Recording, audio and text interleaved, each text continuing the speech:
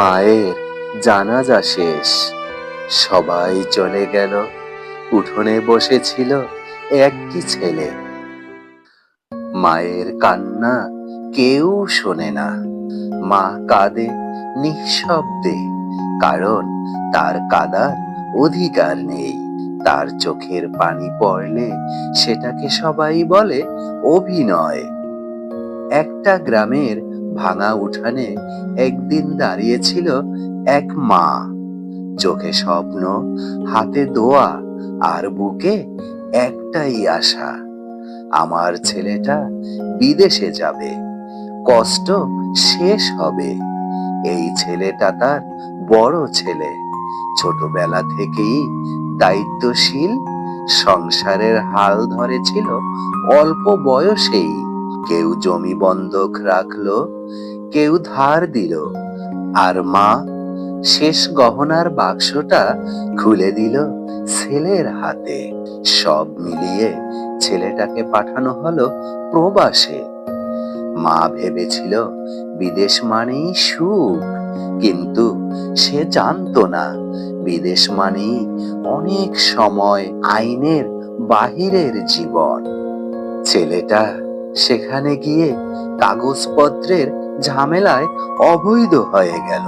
দিনের পর দিন কাজ, রাতের পর রাত ভয়। পুলিশ দেখলেই বুক কাঁপে, ঘুম ভাঙে দুঃস্বপ্নে। তবুও প্রথম দিকে সে মাকে ফোন দিত, মা আমি ভালো আছি, চিন্তা করো না। মা ফোন রেখে সবার কাছে গর্ব করে বলতো, আমার ছেলে বিদেশে আছে। কিন্তু সময়ের সাথে সাথে ফোন কমে এলো। একদিন ফোন আর এলো না, দুদিন, 3 দিন, এক সপ্তাহ, 1 মাস পেরিয়ে গেল। মা প্রতিদিন ফোনের দিকে তাকিয়ে থাকতো। রাতে উঠোনে বসে আকাশের দিকে তাকিয়ে বলতো, হে আল্লাহ, ওকে একটু খবর দিতে বলো। কিন্তু খবর আর আসে না। গ্রামের মানুষ বলতে শুরু করলো, তোমার ছেলে হারিয়ে গেছে, বিদেশে খারাপ কাজে জড়িয়ে গেছে, আর ফিরবে না। এদিকে বাড়িতে ভাই বোনদের অভিযোগ বাড়তেই থাকে, সবকিছু ভাইয়ের জন্যই তো হলো, আমাদের কি হবে? মা তুমি ওকেই বেশি ভালোবাসো। মা চুপ করে থাকতো, কারণ সে জানতো একটা মায়ের কান্না কারো সমস্যার সমাধান করে না। সে রাতে একা একা কাঁদতো, চোখ মুছে আবার রান্নাঘরে যেত, কারণ সকালে সবার জন্য ভাত রান্না করতে হবে।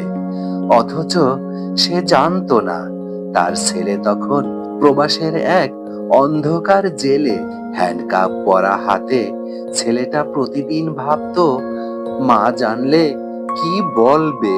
খাবার নেই, আইনজীবী নেই, কথা বলা মানুষ নেই। একদিন জেলের দেয়ালে মাথা ঠেকিয়ে সে কেঁদে উঠল, মা আমি তো হারিয়ে গেছি। কিন্তু এই কান্না মায়ের কানে পৌঁছালো না। এদিকে বাড়িতে মায়ের শরীর ভাঙতে শুরু করলো, খাওয়া কমে গেল, কথা কমে গেল। মানুষ বলল, বুড়ি অভিনয় করছো, ছেলের জন্য নাটক করছো। এক রাতে মা নামাজ শেষে দীর্ঘ সময় দোয়া করলো। শেষ দোয়াটা ছিল, হে আল্লাহ, আমাকে কিছু দিও না, শুধু আমার ছেলেটাকে একবার আমার চোখের সামনে এনে দাও। কয়েকদিন পর একটা অচেনা নাম্বার থেকে ফোন এলো, আপনার ছেলে ডিটেনশনে আছে। মা ফোনটা ধরে মাটিতে বসে পড়ল। কান্না বের হলো না, কারণ মায়ের কান্না বেরোতে চাইলেও পথ পায় না। অনেক চেষ্টা, অনেক দৌড়ঝাঁপের পর ছেলেটা একদিন দেশে ফিরল। কিন্তু সে ফিরল এমন এক দিনে যেদিন তার মা আর এই পৃথিবীতে নেই। ছেলেটা মায়ের নিথর মুখের দিকে তাকিয়ে ফিস ফিস করে বলল, মা, আমি ফিরে এসেছি। কিন্তু এবার মা আর শোনে না। মায়ের জানাজা শেষে ছেলেটা একা বসেছিল উঠোনের কোণে।